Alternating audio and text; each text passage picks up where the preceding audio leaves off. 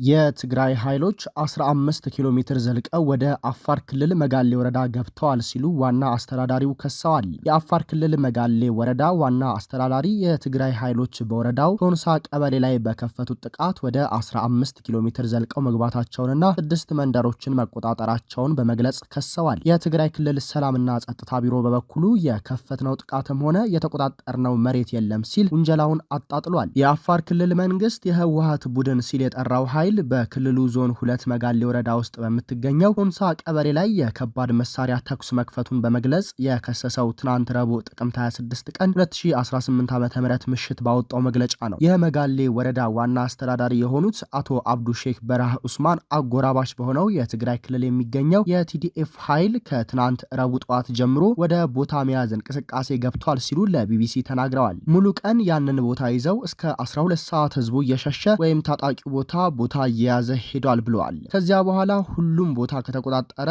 በኋላ ከባድ መሳሪያ ወደ ህዝቡ መወርወር የጀመረው ምሽት 12 ሰዓት አካባቢ ነው ሲሉ በክልሉ መንግስት የቀረበውን ውንጀላ አጠናክረዋል። የአፋር ክልል መንግስት ከምሽቱ 1 ሰዓት አካባቢ በንጹሃን የአፋር አርብቶ አደሮች ላይ በሞርተርና በዙ 23 ከባድ መሳሪያዎች ተኩስ መክፈቱን በመጥቀስ በመግለጫው ወንጅሏል። የአካባቢው ነዋሪ በተኩሱ ድምጽ ተደናግጦ መሸሹን የሚናገሩት ዋና አስተዳዳሪው አቶ አብዱ ወደ ክልሉ እንቅስቃሴ ያደረገው በጣም ብዙ ኃይል መሆኑን አንስተዋል። የትግራይ ጦርነትን ያስቆመው የፕሪቶሪያ ስምምነት በግጭት አዋጅ በመግለጽ አፈርሷል ሲልም ወቅሷል። አሁን ይሄ ነው ሊባል የሚችል አይደለም ሲሉ የታጣቂዎችን ብዛት በቁጥር መጥቀስ እንደማይችሉም አክለዋል። መጋሌ ወረዳ ከትግራይ ክልል ጋር በ4 ወረዳ እንደሚዋሰን የሚናገሩት አቶ አብዱ በዚያ ግንባር ሁሉ ኃይል ገብቷል ብለዋል። ታጣቂው ኃይል 6 እና በዚያ አካባቢ መንደሮችን ይዟል። ህዝብም መሰባሰቢያ የሚሆኑ ማለት ነው። በቦታ ስፋት ግን ወደ 15 ኪሎ ሜትር ወደ ውስጥ ዘልቆ ገብቷል ሲሉ ከሰዋል። ዋና አስተዳዳሪው በታጣቂዎች ቁጥጥር ስር እንደሆኑ የጠቀሷቸውን ካርፋቱ፣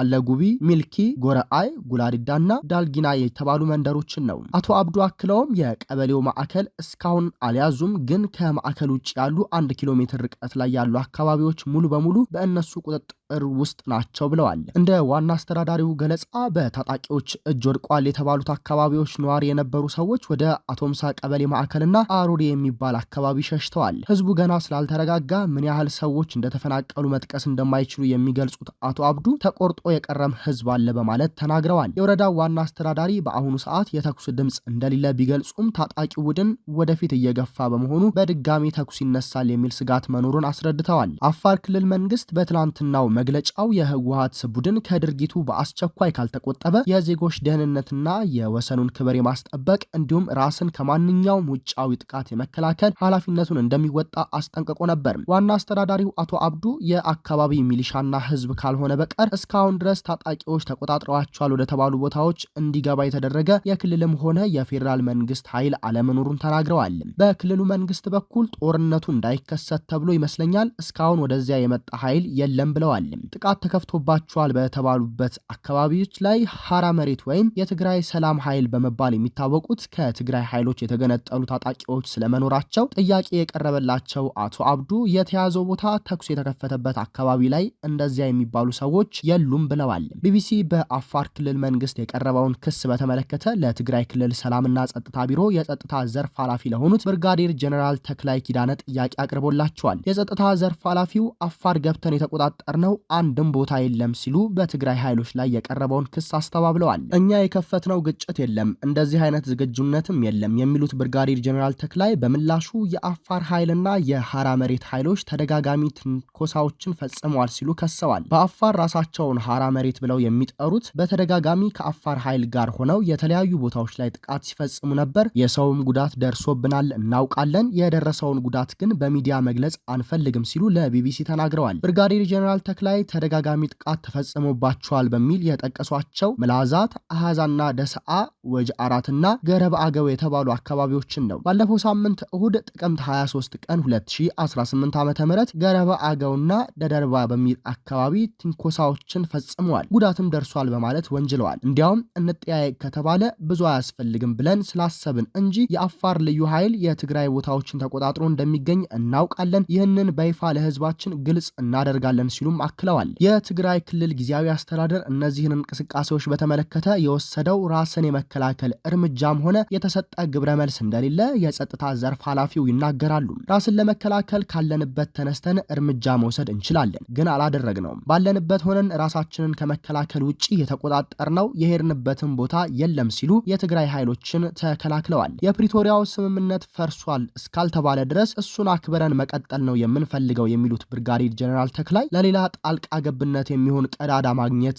እንችል ይሆን በሚል ተስፋ ካልሆነ በቀር አዲስ የተፈጠረ ነገር የለም ሲሉ ምላሽ ሰጥተዋል። የአፋር ክልል መንግስት በህወሓት ይህንን ክስ ያቀረበው የፌዴራል መንግስትና የትግራይ ክልል አመራሮች አንዳቸው በአንዳቸው ላይ ጠንካራ ውንጀላዎችን እያቀረቡ ባሉበት ወቅት ነው። ህወሓት የፕሪቶሪያ ስምምነት የተፈረመበትን 3ኛ ዓመት በማስመልከት እሁድ ጥቅምት 23 ቀን 2018 ዓ.ም ባወጣው መግለጫ የፌዴራል መንግስት ሌላ ዙር ጦርነት ለማካሄድ ግልጽ እንቅስቃሴ እያደረገ ነው ሲል ከሷል። የፌዴራል መንግስት ታጣቂዎችን በመመልመል በማሰልጠንና በማደራጀት የትግራይ ህዝብ እርስ በእርሱ እንዲዋጋ እየሰራ እንደሆነ በመጥቀስም ወንጅሏል። በማግስቱ በመከላከያ ሰራዊት ሰሜን እዝ ላይ የተፈጸመውን ጥቃት ለመዘከር በተካሄደ ስነ ስርዓት ላይ ንግግር ያደረጉት የጦር ኃይሎች ጠቅላይ ኢታማዦር ሹም ፊልድ ማርሻል ብርሃኑ ጁላ ደግሞ የክህደት ኃይል ሲሉ የጠሩትን የህወሓትን ቡድን እስካልተነቀለ ድረስ ኢትዮጵያ ሰላም አታገኝም ሲሉ ተደምጠዋል። የፕሪቶሪያ ስምምነት ከተፈረመ ወዲህ በህወሓት የተፈጸሙ ትንኮሳዎች፣ ስራዎችና ሴራዎች ወደ ጦርነት ለመግባት በቂ ናቸው ሲሉም በህወሓት ውስጥ አሉ ያሏቸውን የተወሰኑ ቡድኖች ወንጅለዋል። የጠቅላይ ሚኒስትሩ የምስራቅ አፍሪካ ጉዳዮች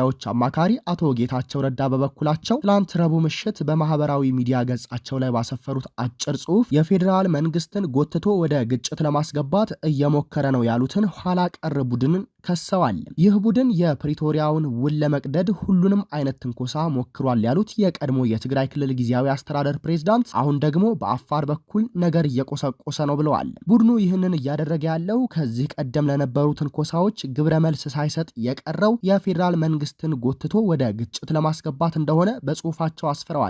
ይህ እንቅስቃሴ በአለቃቸው ትዕዛዝ እየተፈጸመ ያለ የሻቢያ አጀንዳ ነው ብለዋል። አቶ ጌታቸው ለዚህ ተግባር ቀንደኞቹ ፈጻሚዎችና ተጠያቂዎች በሚል የጠቀሷቸው የትግራይ ክልል ሰላምና ጸጥታ ቢሮ ኃላፊ የሆኑትን ሜጀር ጀነራል ፍስሐ ኪዳኑ ወይም ማንጁስና ሜጀር ጀነራል ዮሐንስ ወልደ ጊዮርጊስን ወይም መዲድን ነው። አቶ ጌታቸው እየተደረገ ነው ያሉትን እንቅስቃሴ ማስቆም የሚችሉትም እነኚሁ ከፍተኛ የጦር አዛዦች እንደሆኑ ገልጸዋል። ኢትዮጵያ በሀገር አቀፍ ደረጃ አዲስ የሰለጠኑ ልዩ የጸረ ሽብር ኮማንዶ ኃይሎችን ልታሰማራ እንደሆነ ተገልጿል። በቅርቡ በሁሉም የሀገሪቱ አካባቢዎች የትኛውንም አይነት ግዳጅ ለመፈጸም የሚሰማራ በርካታ ልዩ የጸረ ሽብር ኮማንዶ ኃይል አሰልጥኖ ለማስመረቅ የመጨረሻ ምዕራፍ ላይ መድረሱን የኢትዮጵያ ፌዴራል ፖሊስ አስታውቋል። የኢትዮጵያ ፌዴራል ፖሊስ ኮሚሽነር ጀነራል ደመላሽ ገብረ ሚካኤል በርካታ የልዩ ጸረ ሽብር ኮማንዶ ኃይል አሰልጥነን ለማስመረቅ የመጨረሻ ምዕራፍ ላይ ደርሰናል ሲሉ በበጀት ዓመቱ አንደኛ ሩብ ዓመት የእቅድ አፈጻጸም ማጠቃለያ ግምገማ ላይ ተናግረዋል። የፖሊስን አቅም በከፍተኛ ደረጃ የሚያሳድግና ተልዕኮውን የሚያሳልጥ ዘመናዊ የትጥቅ አቅም በልዩ ሁኔታ መሟላቱን የገለጹት ኮሚሽነር ጀነራሉ ይህንን መጠቀም የሚችልና ለበርካታ ወራት ልዩ ስልጠና እየወሰደ ያለ የልዩ ጸረ ሽብር ኮማንዶ ኃይል በቅርቡ ተመርቆ በሁሉም የሀገራችን አካባቢዎች የትኛውንም አይነት ግዳጅ ለመፈጸም እንደሚሰማራ ገልጸዋል። አክለውም የኢትዮጵያ ፌዴራል ፖሊስ የትኛውንም አይነት ፖሊሳዊ ግዳጅ መፈጸም የሚያስችል አቅም እየገነባ መሆኑን ጠቅሰው በቅርቡም በሀገሪቱ በየትኛውም ጫፍ የራሱን ግንኙነት በራሱ ለማሳደግ የሚያስችል የኮሚኒኬሽን አቅም ለመፍጠር ለረጅም ጊዜ የሚያገለግሉ የአጭር የመካከለኛና የረጅም ርቀት የመገናኛ የራዲዮ ግንኙነት ስርዓት ወደ ስራ የሚያስገባ መሆኑን አመልክተዋል። ውድ ቤተሰቦች ለዛሬ ይዘንላችሁ የመጣ ነው የመረጃ ጥቆማችን ይህንን ይመስላል። ሰናይ ጊዜ ተመኘንም።